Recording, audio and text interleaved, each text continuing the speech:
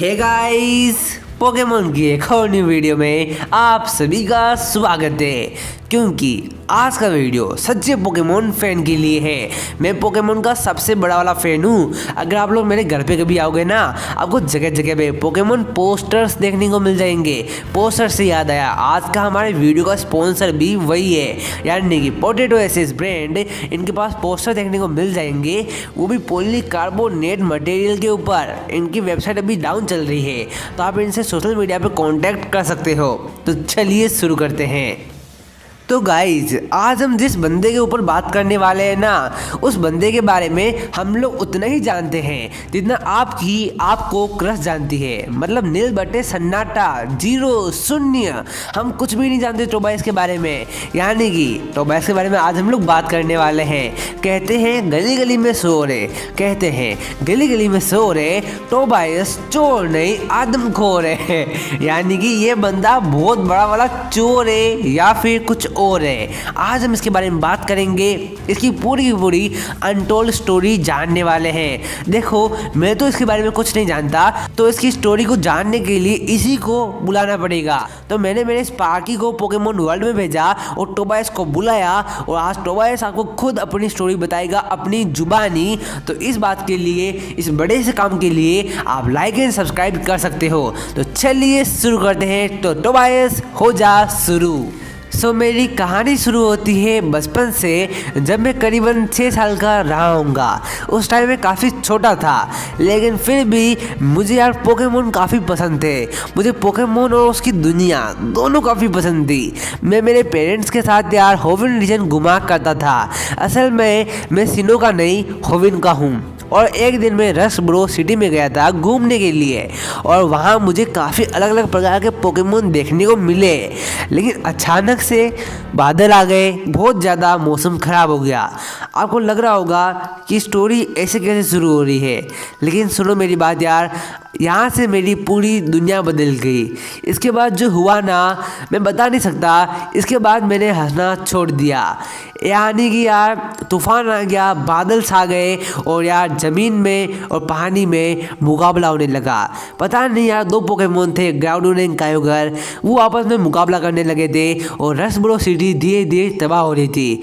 बहुत सारे लोग इधर उधर भाग रहे थे। इसी के कारण मैं मेरे माता पिता से अलग हो गया, और मैं यार बच्चा था, मुझे पोकेमोन काफ़ी पसंद थे। जैसा कि मैंने आप सभी को बताया, तो मुझे ग्राउडोन एंड कायोगर पहली बार देखने को मिले, और इतने बड़े पोकेमोन। मैं उसको देखने के लिए पानी की ओर चल पड़ा। कायोगर ग्राउडोन को नहीं जानते, अरे ये 2 ऐसे पोकेमोन हैं, अपनी अपनी जगह को बड़ा करने के लिए मुकाबला करते हैं। लेकिन पता नहीं अचानक से रेखवाज आया, इन दोनों की फाइट को रुका दिया। लेकिन यार ये दोनों ने सब कुछ तबाह कर दिया था, और मैं मेरे पानी में बह गया था, और उधर मेरे पीछे मेरे माता पिता मर गए थे। यस, सही सुना, मेरे माता पिता इस दुनिया में नहीं रहे थे, और मैं गलती से उस नदी में तैरते तैरते होविन रीजन से सिनो रीजन में चला गया था। आप सबको आइडिया नहीं है अब आगे क्या होने वाला है। मैं पूरी तरीके से घायल हो गया था, लेकिन एक पोकेमोन ने मेरी जान बचा ली, और वो पोकेमोन और कोई नहीं, अपन सबका प्यारा डार्क पोकेमोन डार्कराई था। मैंने डार्कराई से मदद मांगी, और मैंने बोला क्या तुमने मेरी जान बचाई? उसने बोला हाँ। तो मैंने बोला क्या तुम मेरी हेल्प करोगे मेरे माता पिता को ढूंढने में, बिकॉज मैं मेरे माता पिता से अलग हो चुका हूँ। तो डार्कराई मेरे से बोलता है कि तुम्हारे माता पिता कहाँ हैं, तुमने उनको आखिरी बार कहाँ देखा? तो मैंने बोला कि मैंने उसको आखिरी बार होविन रीजन के रसब्रो टाउन में देखा।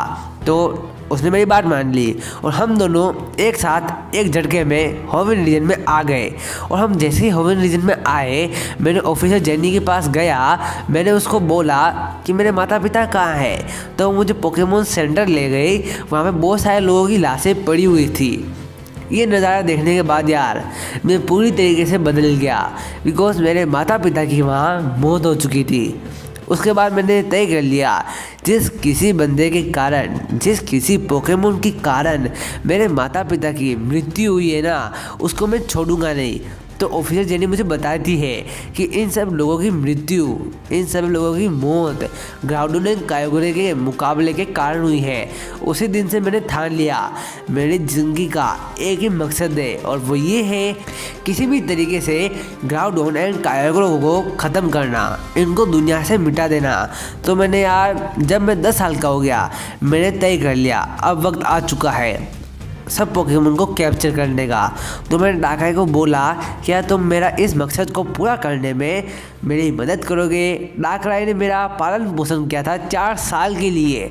अब मैं 10 साल का हो चुका हूँ। डाकराई मेरा सबसे अच्छा फ्रेंड था, तो डाकराई मेरी नॉर्मल पोकेबॉल में आ जाता है और हम दोनों निकल पड़ जाते हैं पोकेमोन को कैप्चर करने के लिए। मैंने ग्राउडोन एंड कायोगोरे पोकेमोन को फाइंड करने की काफ़ी कोशिश की, लेकिन इस सफ़र के बीच में मैंने और काफ़ी ज़्यादा लेजेंडरी पोकेमोन को कैच कर लिया।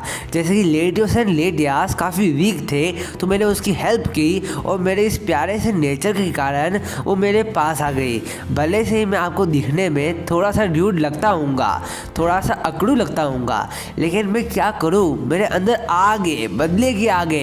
तो इसी कारण की वजह से मैं थोड़ा सा बेकार आपको लग रहा हूँगा, लेकिन मैं ऐसा ही हूँ, मुझे चाहिए बदला। और मैंने लेटियोस और लेटियास के बाद जेबडोस को कैच कर लिया। ये पोकेमोन मुझे देखने को मिल गया था। फिर मैंने ऐसे करते करते एंटी को भी कैच कर लिया, फिर मैंने एक लूगिया को भी कैच कर लिया था, लेकिन मुझे कायोगोरे एंड ग्राउडोन नहीं मिले। फिर मुझे मेरे एक फ्रेंड ने बताया कि कायोगोरे एंड ग्राउडोन को मैंने सिनो रीजन में देखा, तो मैं सिनो रीजन में चला गया था और सिनो रीजन में एक पोकेमोन चैंपियनशिप हो रही थी और मैंने ठान ली कि पोकेमोन चैंपियनशिप में दुनिया का सबसे पावरफुल ट्रेनर जानते हैं, तो मैं वहाँ पर जाऊँगा, पोकेमोन चैंपियनशिप जीत जाऊँगा, तो मैं इस काबिल बन जाऊँगा कि कायोगोरे एंड ग्राउडोन को ख़त्म कर सकूँ। तो मैंने सिर्फ और सिर्फ मैंने डाकराई की हेल्प से सब जिम लीडर्स को हरा दिया और चैंपियनशिप में चला गया। और चैंपियनशिप में मुझे एक ऐसा बंदा मिला जिसने मेरे डाकराई को हरा दिया। उस टाइम तो मेरी पैंट गीली हो गई थी अंदर से, लेकिन मैं बाहर से ऐसा दिखा रहा था कि कुछ नहीं, मैं इसको हरा दूंगा। फिर मैंने मेरे लेडियोस को भेजा और उस बंदे ने अपने पिकाचू को भेजा और पिकाचू ने मेरे लेडियोस को भी हरा दिया, लेकिन एस किस्म के सारे पोकेमोन ख़त्म हो चुके थे।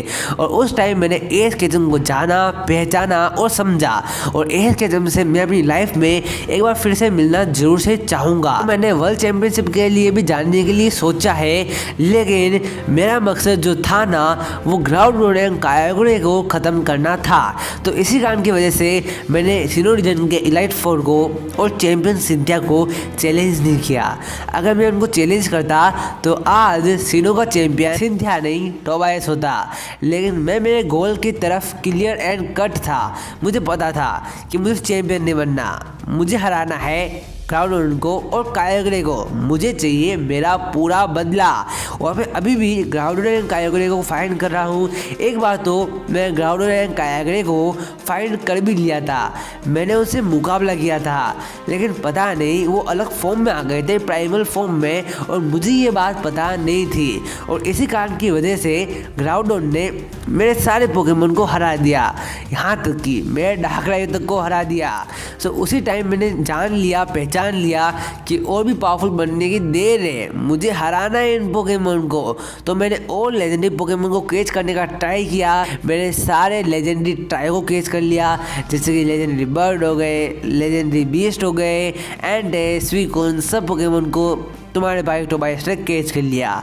अब मेरा नेक्स्ट टारगेट है वर्ल्ड चैंपियन बनना, बिकॉज अगर मैं वर्ल्ड चैंपियन बन जाऊंगा तो दुनिया का सबसे पावरफुल ट्रेनर बन जाऊंगा और इस काबिल बन जाऊंगा ना कि भाई साहब तुम्हारा भाई टोबायस यार ग्राउडोन को ख़त्म कर देगा। बहुत सारे लोग मुझे गो 2.0 भी बोलते हैं, लेकिन मैं गो की तरह सारे पोकेमोन को ख़त्म नहीं करना चाहता। मुझे सिर्फ और सिर्फ ग्राउडोन एंड कायोगोरे को ख़त्म करना है। तो क्या मैं मेरे गोल में कामयाब हो पाऊँगा या फिर नहीं, वो तो मुझे नहीं पता, लेकिन आप सब लोग गुरुजी को कामयाब बना सकते हो। लाइक एंड सब्सक्राइब कर दो यार, गुरुजी को काफ़ी अच्छा लगेगा। गुरुजी काफ़ी अच्छा है यार। तुम्हारा भाई टोबायस तुमसे अलविदा लेता है, पोकेमोन की दुनिया में जाना है, मेरे गोल को पूरा करना है, तो मैं चला पोकेमोन की दुनिया में। आप लोग पोकेक्विज का आंसर दो, गुरुजी को सब्सक्राइब करो, लाइक करो। मिलता हूं अगली वीडियो में, तब तक के लिए बाय बाय।